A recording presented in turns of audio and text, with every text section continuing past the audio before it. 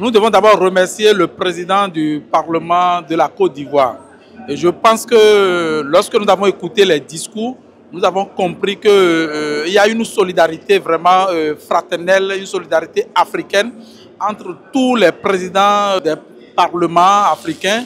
Nous avons compris qu'ils ont mis en avant la jeunesse, le travail, la force de la jeunesse, et je pense que c'est très positif. Et je pense que l'Afrique doit œuvrer dans ce sens pour mieux évoluer. Le président Vlavonou a fait un très bon discours. Il a fait l'historique un peu du lien entre la République du Bénin et la République de la Côte d'Ivoire.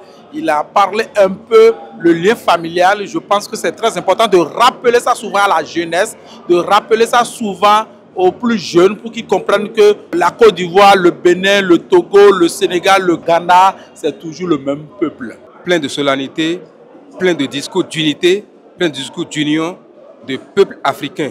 Ce que j'ai noté, c'est cette union de l'Afrique.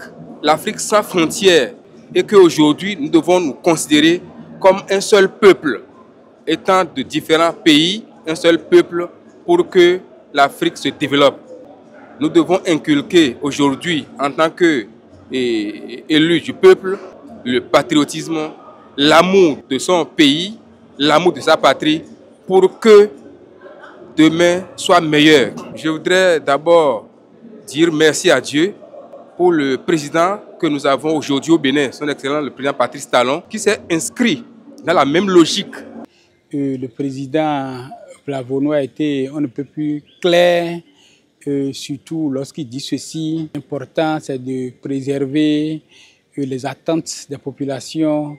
L'important, c'est de rechercher le bonheur des populations, que le régime soit du communisme ou du capitalisme, peu importe le nom que l'on donne. Nous sommes dans une année électorale pour ce qui concerne la Côte d'Ivoire. Et l'ensemble des discours que j'ai écoutés aujourd'hui constituent au fait des signaux, des symboles que chaque Ivoirien ou chaque résident en Côte d'Ivoire puisse avoir comme objectif de préserver la paix. Donc c'est tout à fait historique qu'aujourd'hui une délégation du Bénin participe à un tel événement. Déjà, moi, je trouve que c'est les liens d'amitié. Déjà, une fois qu'ils nous ont invités, nous avons participé et je suis sûre que d'autres parlements ont vu ce qui s'est passé et les prochaines fois, ça serait le tour peut-être d'autres parlements et le renforcement de la diplomatie est forcé. Nous avons vu que les présidents ont donné presque le même discours.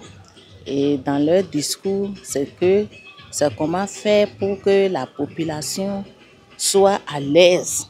Comment faire pour que la population se sente vraiment heureuse. Pour gouverner, il faut que la nation elle-même soit à l'aise. On ne gouverne pas pour soi-même, mais on gouverne pour la nation. C'est leur soif, c'est leur souci. Leur désir, c'est que la population qu'ils dirigent soit en paix.